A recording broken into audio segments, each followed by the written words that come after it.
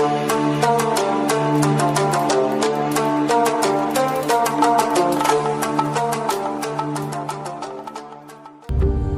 दोस्तों, आज हम इस वीडियो में बात करने वाले हैं सनातन धर्म के दिव्य हाथियों के बारे में। तो आइए जानते हैं इस वीडियो के माध्यम से।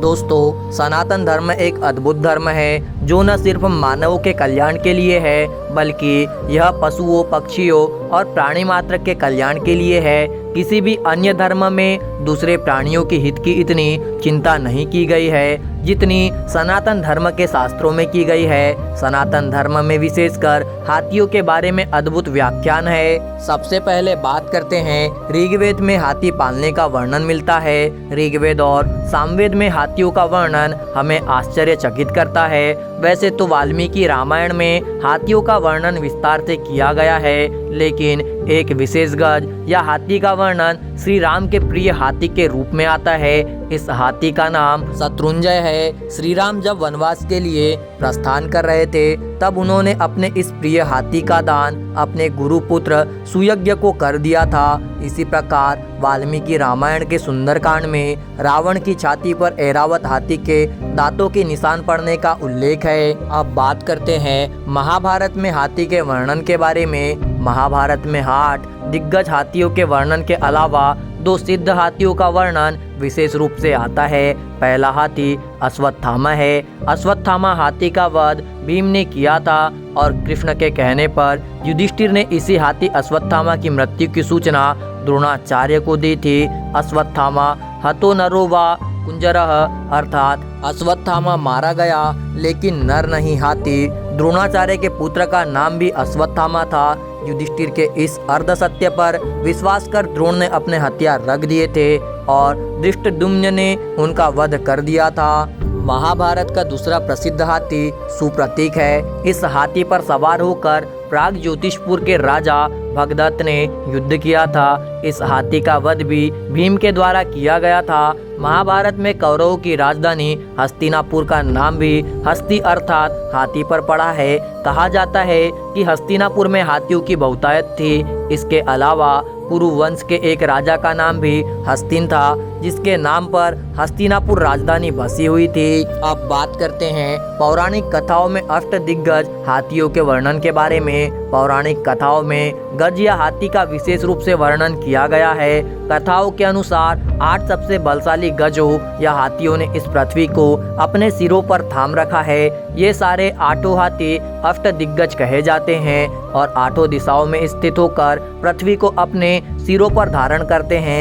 ये 8 हाथी या गज अकुपार नामक एक कछुए पर खड़े हैं। वाल्मीकि रामायण के बाल्यकांड में चारों दिशाओं को संभालने वाले 4 हाथियों या गजों का उल्लेख है। बाद की कथाओं में इनकी संख्या 8 हो जाती है। इनके नाम है ऐरावत, अंजन, महापद्म, पुंडरीक, वामन, कुमुद, सार्वभौम, सुप्रतीक और पुष्पदंत। अब बात करते हैं हाथियों में श्रेष्ठ ऐरावत हाथी के बारे में। सभी हाथियों में ऐरावत को सबसे श्रेष्ठ माना जाता है। ऐरावत की उत्पत्ति समुद्र मंथन के दौरान हुई थी। ऐरा शब्द ईरा से निकलता है। इसका अर्थ जल होता है। इसका अर्थ यह हुआ यह हाथी समुद्र से निकला था। इस हाथी के 4 दांत है और यह इंद्र का वाहन है। समुद्र मंथन के बाद इंद्र ने इस हाथी को अपनी सेवा में ले लिया था।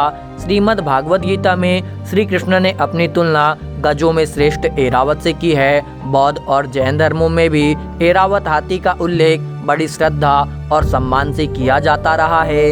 अब बात करते हैं भगवान गणेश का संबंध हाथी से है। सनातन धर्म के एक महान और महत्वपूर्ण देवता भगवान गणेश का सिर हाथी का है। कथाओं के अनुसार माता पार्वती ने गणेश जी को अपने शरीर के मैल से बनाया। एक बार जब माता पार्वती स्नान करने जा रही थी, तब उन्होंने अपने पुत्र को आदेश दिया कि वो घर के बाहर पहरा दे और किसी को भी प्रवेश न करने दे।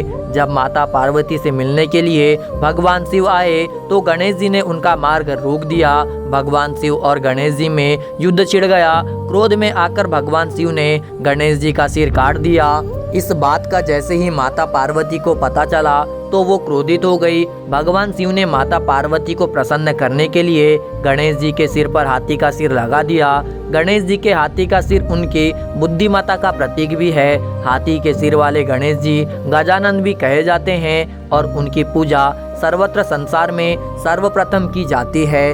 गणेश जी भगवान शिव के गणों में अधिपति भी है और अपने भक्तों के विघ्नों को हरने वाले भी है। दोस्तों, आपके लिए बहुत मेहनत से पोस्ट लाते हैं, एक लाइक जरूर करें और कमेंट्स करके ज़रूर बताएं कि वीडियो आपको कैसा लगा और चैनल को सब्सक्राइब जरूर से ही करिएगा।